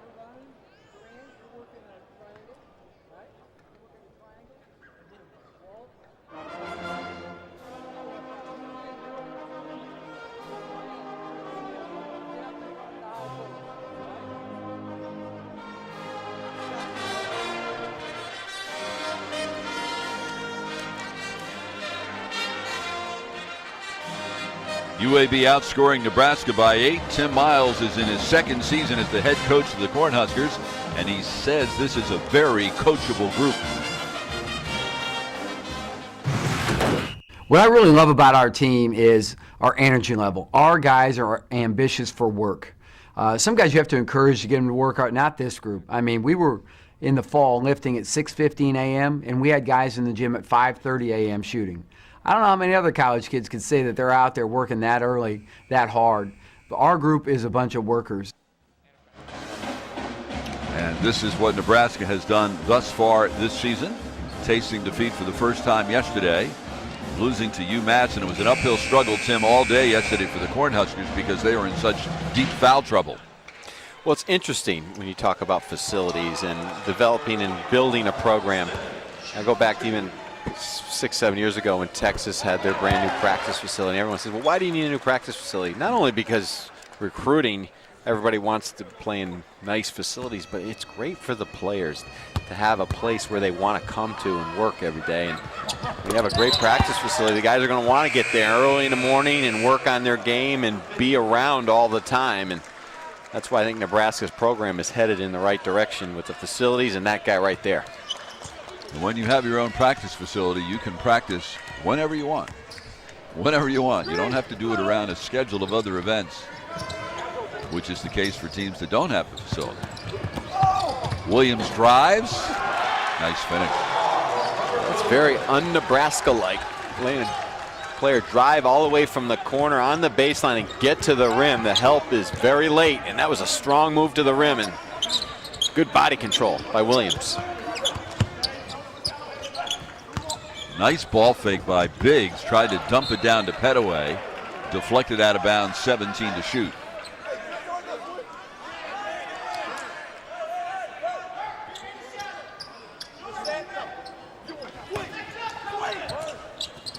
Biggs up top, drives by Frazier, hits the runner. Biggs has shown a lot of different aspects of his game today. The quickness, body control, ability to shoot from the three, and his strong defense on the ball.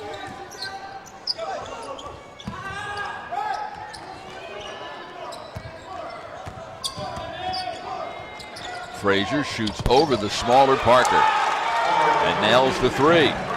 Well, if he has that piece of his game moving forward, I don't know how you defend him. And just rising up, using that length and strength over Parker. He's got 58 points in this tournament so far. We approach the midway point of the second half with UAB up by 6, looking for a spot in the 5th place game on Sunday night at 6:30 Eastern time. Biggs loses the handle. Pettaway picks it up. Well, Pettaway just bailed Biggs out on that one because Biggs drove into trouble and didn't know what to do. He was trying to force something out of nothing. And this is what guys that have a nose for the ball and a nose for the rim do. They pick it up and they deliver and they finish.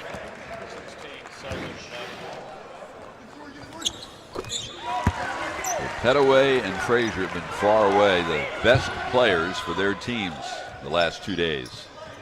He's got 11 second half points, Pettaway.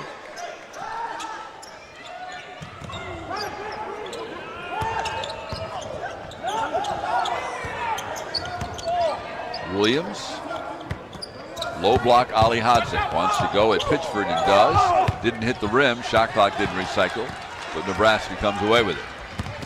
Pettaway end to end, weak side help from Swing. That's where Pettaway has to have a better understanding. Nothing was there. Frazier.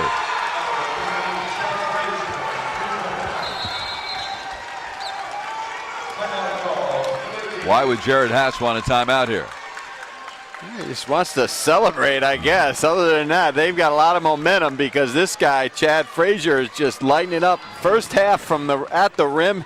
Now Pettaway driving 1 against 3. No, thank you. Unfortunate decision, and then they don't retreat on the defensive end of the floor and find UAB's best player. A no-no for Nebraska. They're the ones that needed the timeout to talk about things. So how in the world, if you're Tim Miles in Nebraska, what adjustments can you possibly make? Everything you've tried in an effort to limit this young man has been unsuccessful. Well, you've got to put somebody a little bit more size on him right now. I mean, he's just shooting right. He's trying to post up Benny Parker.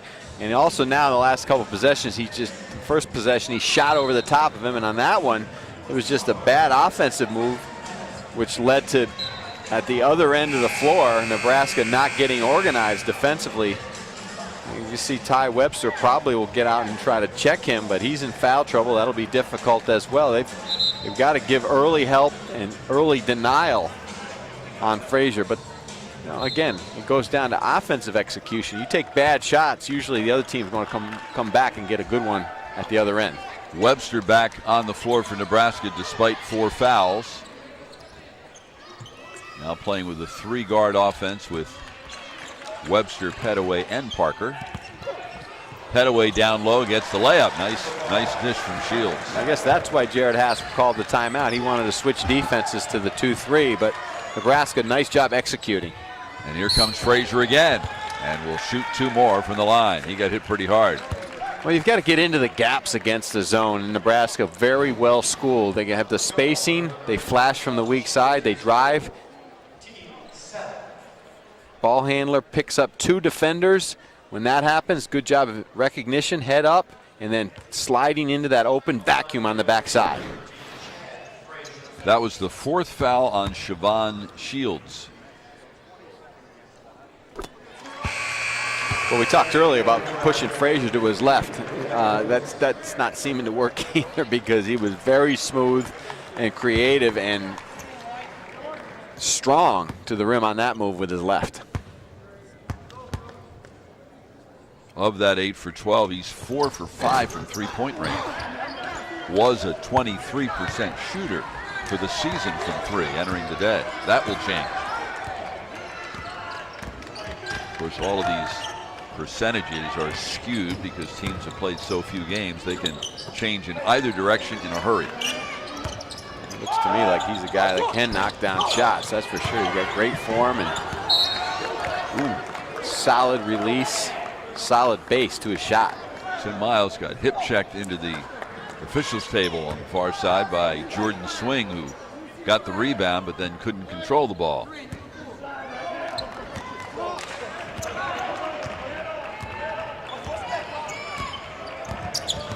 UAB stays in the 2-3.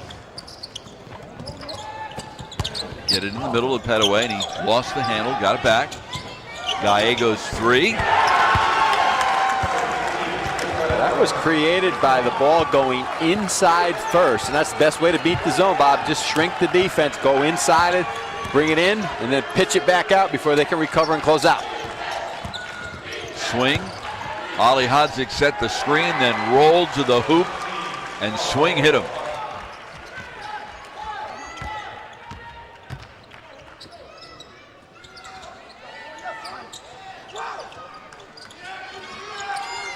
Pittsford contested three. He'll shoot three. Beating a zone is pretty simple. You go inside, and then you go outside before they recover. Nebraska trying to hang in from the three.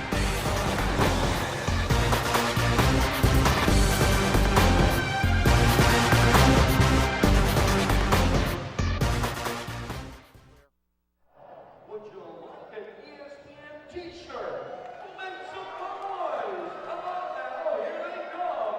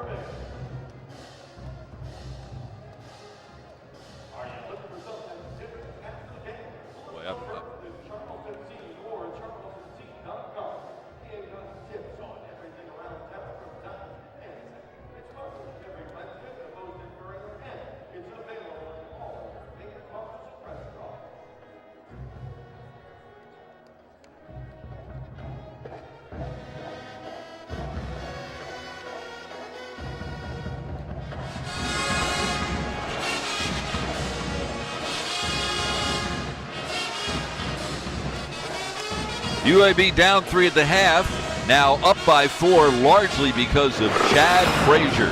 Well, I don't know how you guard this guy, Bob. You've got to make sure that you get up in his face, and then when he gets into the lane, the help has got to come very early. You've got to face him and send two defenders, maybe three at him, because he has that uncanny ability to get to the rim. And then now, today, showing that picture-perfect jump shot from the three-point line.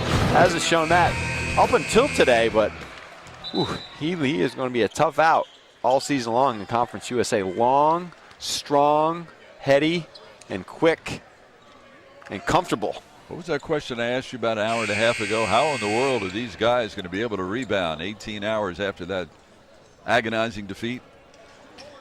No problem. Go home, get on their iPhones, text their girlfriend. They already forgot about the New Mexico game. Get up, scouting report, breakfast, and let's play ball. And give the ball to number 13. That's the great thing about this sport versus college football.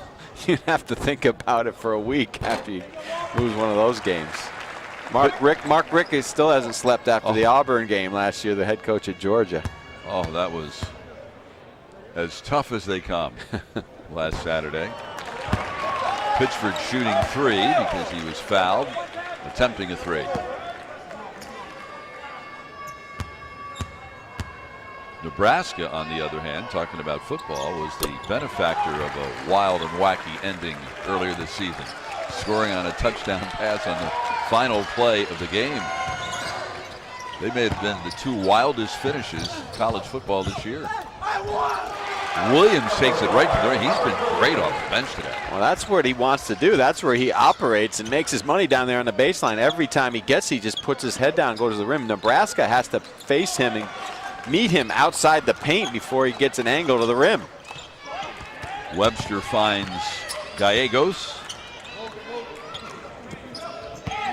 Here's Petaway. Let's see if he tries to take Williams off the bounce. He does. Shot blocked. That's what Petaway usually finds an angle to create, but UAB just holding their ground inside. Good defensive set. Rucker sets the screen, then rolls. Williams thought about the shot. Instead gives it to Frazier. A rare miss. Rebound, last touch by Ali Hadzik. Half-court offense of UAB has been creative in a lot of different ways, and really that was created by Ali Hadzik setting that pick inside, just sealing off the help from that mid-post area, sticking that chest of his into Pitchford.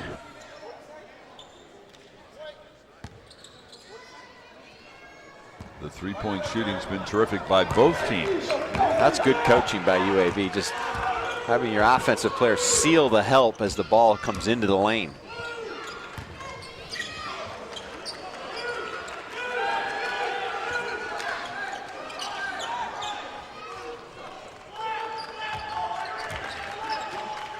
Shot clock down to 10. Webster gets in traffic. Rucker reached in, tied him up, held ball. Possession arrow will keep it here, but only 8 seconds to shoot. Well, this is good team defense. This is what Nebraska needs to do on the other end of the floor when Frazier drives in. You see Webster trying to get all the way to the lane, but the help comes and gets in front of him. Comes out to Pitchford.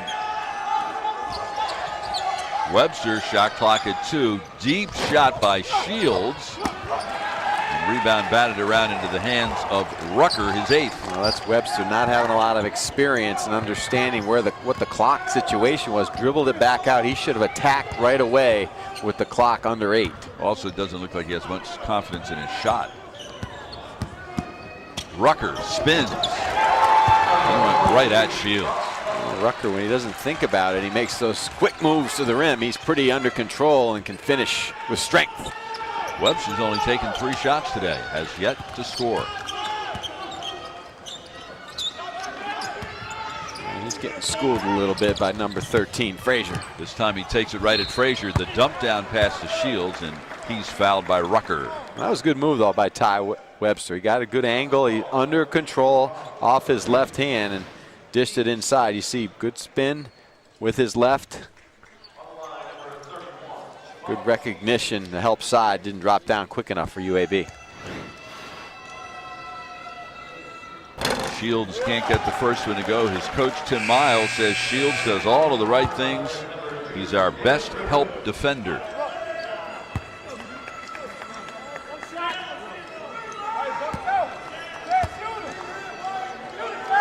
Named the Big Ten Player of the Week in the first week of the season, back on November 11th. Entered this one averaging 15 points per game. 5-point UAB lead, 5 minutes left. The winner will play the Georgia Temple winner on Sunday. The loser will play the Georgia Temple loser.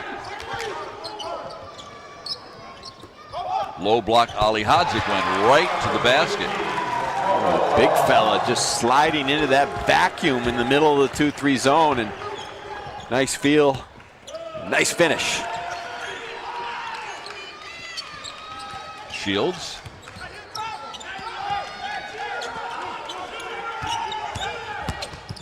Petaway trying to create himself.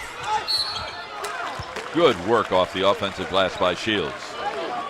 Well, UAB gets into the gaps, they spread the floor, and then they look inside. The big guy just pins up Pitchford. He's got to do a better job, Pitchford, of getting around. He's just kind of playing defense, sitting right behind Ali Hadzik, and that's a recipe for disaster. He's going to kill him inside if he does that. He's got to be tough in there with the big man.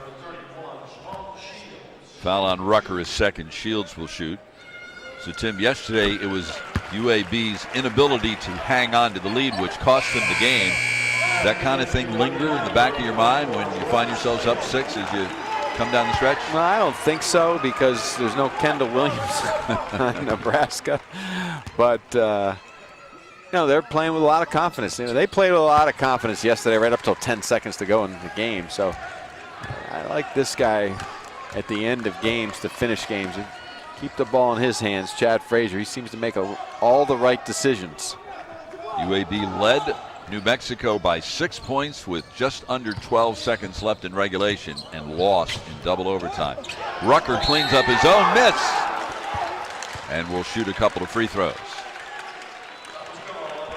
Well, UAB did a nice job. They set an inside screen against the zone, which created a good angle for Rucker, and he battled and he missed and just pushed Nebraska out of the way and said, I want this ball more than you do. Second foul on Pitchford, 8 on the team, and Rucker will shoot 2. Well, right now UAB is pushing Nebraska around in the paint. Nebraska looks like they're losing their will to finish this game off with toughness, and looks like UAB is just, their physicality of their front line with Ali Hodzik and Rucker is just too tough for Pitchford and Shields. Cornhuskers need to discover some of that energy that Tim Miles talked about earlier in the broadcast. Again, right there, Ali Hodzik just shoving Pitchford out of the way, and Pitchford playing more like a 2-guard than a 5-man on the defensive end of the floor. Just that's why Tim Miles is going to put Leslie Smith back in the game. He needs somebody in there to battle. Under 4 minutes. How about that? Again, that's just Nebraska playing with their hands down. No resistance at all. That's a nice play by UAB, but that's Nebraska's fault all the way. They did not play it at all on the back line defensively. Great communication between the passer and the receiver. How did this happen? Well, it happened. You see everyone in Nebraska with their hands down, and that's pretty simple. No pressure on the basketball, no pressure on the backside. They set a little rub screen on the back of the zone. This is a set play, but nobody even moving until the ball goes through the net, and that's too late, Bob. So who decides when that play is going to happen? Is it eye contact between the two players? No, that was a set call from the bench. You know what happens is the backside forward comes up and screens the back of the zone for the wing player and just releases the back. That's a play that goes back to Dean Smith. He used to run this for North Carolina, and the North Carolina family always trades their secrets in the summer, and you'll see it on the backside here. What they're going to do is just set a little backside screen on the back here, and they're going to go lob pass here. And look at Nebraska though. Everybody's got their hands down, no ball pressure on the top here. This is very, very easy. Watch, they'll screen the back of the zone. It's way too easy. Nobody even makes an attempt to get over the top of the screen, and we've been watching that play for years. And it's easy when you don't defend, but it's also easy when you got a guy who can go catch it and bring it home. That was hardly Dean Smith's only innovation, was it? Well, the great thing for years is Dean used to bring all his guys, his coaching tree, and they'd have a week-long seminar in the summer, and they'd trade all their secrets. And you could never get inside that Dean Dome to figure out what they were running and what they were doing. But a lot of good stuff. And Jared Haas runs a lot of tremendous stuff, and that was one of them. And of course, Roy Williams, part of that tree, and he coached Jared Haas. Haas coached under Roy at Kansas and at Carolina. Now he's the commander of his own ship. Headaway hits a badly needed 3. Well, UAB has to understand that's the guy that's going to pull the trigger, or else they will be in that situation they were in yesterday. It was a 2, not a 3. His foot was on the line. Well, when you don't play defense and you've got special plays and special players, this is what happens. UAB physical on the back line and at the rim.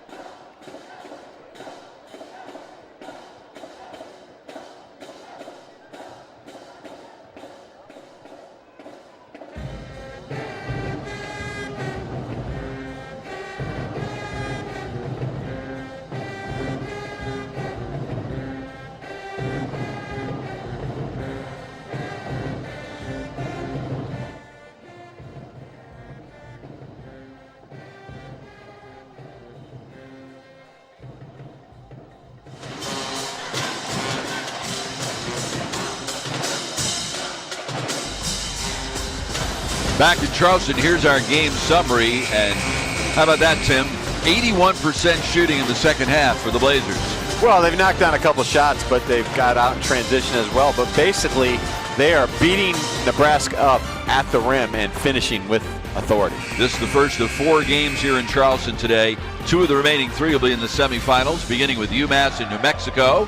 We'll have that one for you on ESPN2 about 25 minutes after this one ends. Tonight, Davidson and Clemson. And then next November, here is the partial field. 6 of the 8 teams are in. We'll get a look at Frank Martin, South Carolina. Andy Enfield will bring USC. And Miami, coming off a disappointing loss to UCF last night, will be here in Charleston next November. Actually, Miami was just here last week, and they defeated the College of Charleston.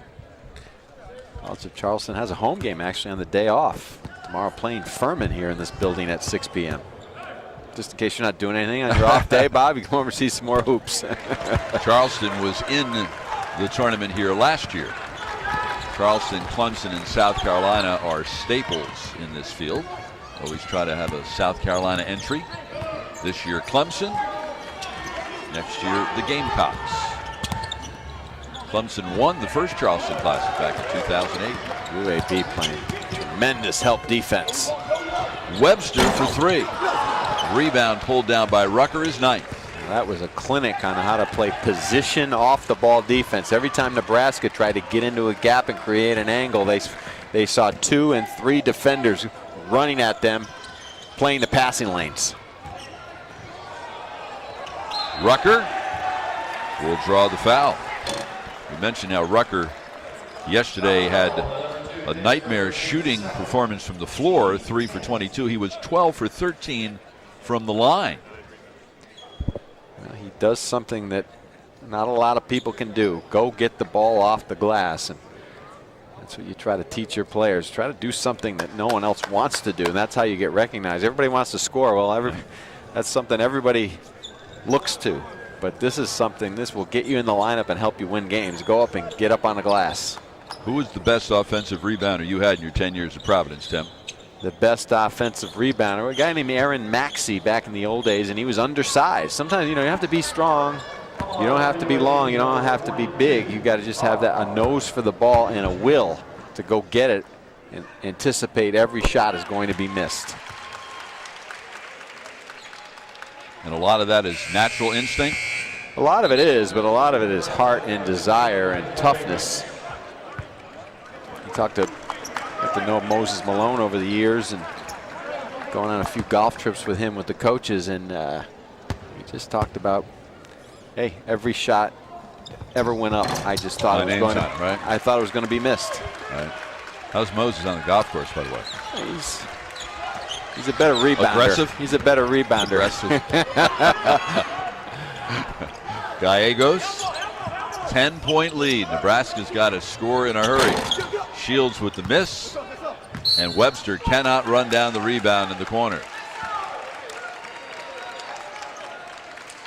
Tim Miles told us in practice on Wednesday, when you come to these events, your goal is to get out of here with at least 2 wins and maybe steal 3. Well, unless they can make up a 10-point deficit in 2:04, they'll still be looking for their first one on Sunday.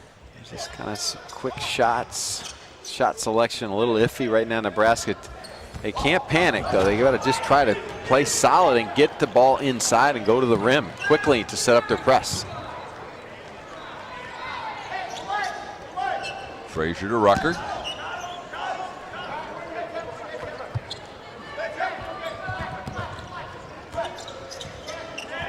Shot clock down to 10. You don't want to foul this late in the possession, and I mean, no sooner did I say it than Smith does it.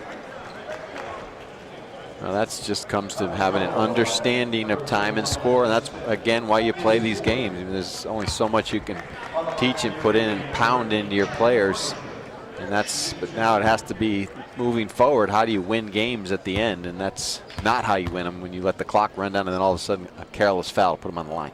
4th foul on Smith. Next game, UMass and New Mexico.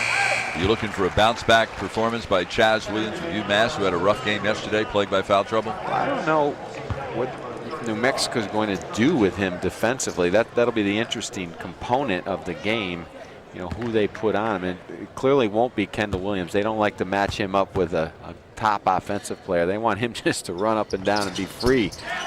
So I think Chaz, he's knowing and watching Chaz over the years, I think he will have a big time game today. The putback thrown down by Shields following the Webster miss. Tim Miles will get a timeout, 1:25 left, but still a lot of work to do, down by 10.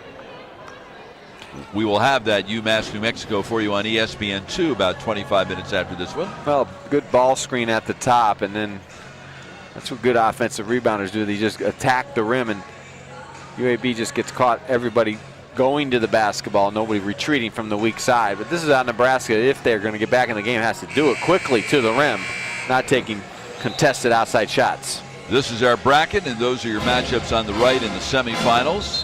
UMass and New Mexico both unbeaten. And then tonight, Davidson, who entered the tournament 0-3, beating Georgia last night. And Clemson had a big turnaround in that game. Fell behind a lot early and won comfortably over Temple in a rematch of the 2008 Charleston Classic Final. It'll be fun to watch Damon Brooks of Davidson tonight.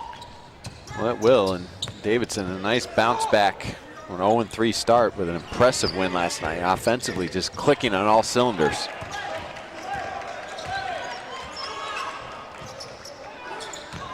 Rucker gets past Shields.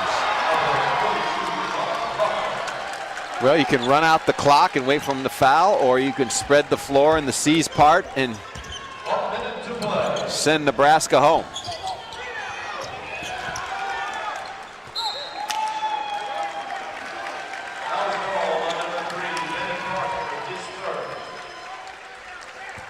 Well, the beauty of this tournament, Bob, is that you wake up, have breakfast, walk over to this beautiful arena, and you tee it up again. And if you can play solid basketball, all is forgotten that happened yesterday for UAB.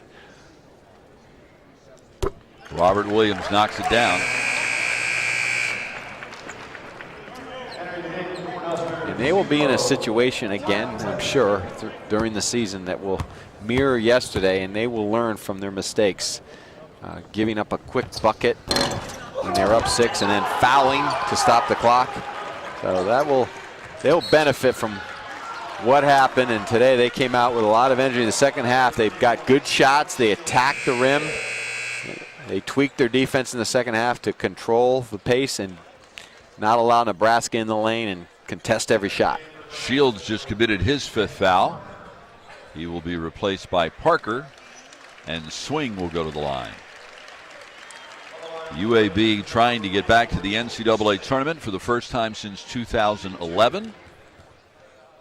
They finished 16-17 a year ago and lost to Southern Mississippi in the quarterfinals of the Conference USA tournament.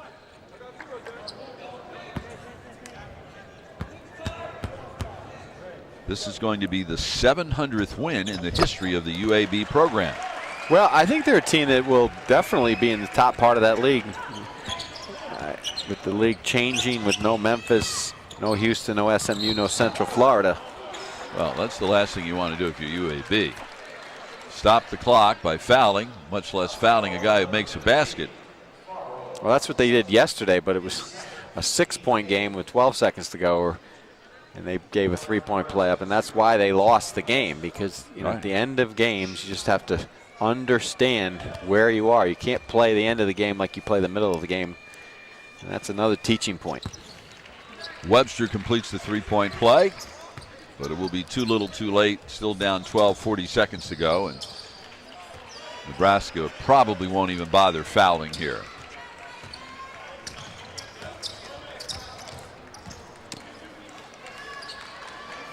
Frazier followed up his 34-point effort yesterday with another 32 in this one.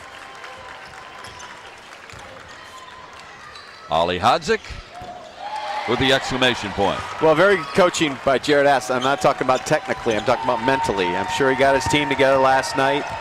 And this morning, and they talked about yesterday's game, but they got focused for Nebraska and came out with a lot of energy, good game plan, played with toughness and togetherness, and they'll go a long way this year, just the bounce back that they had today.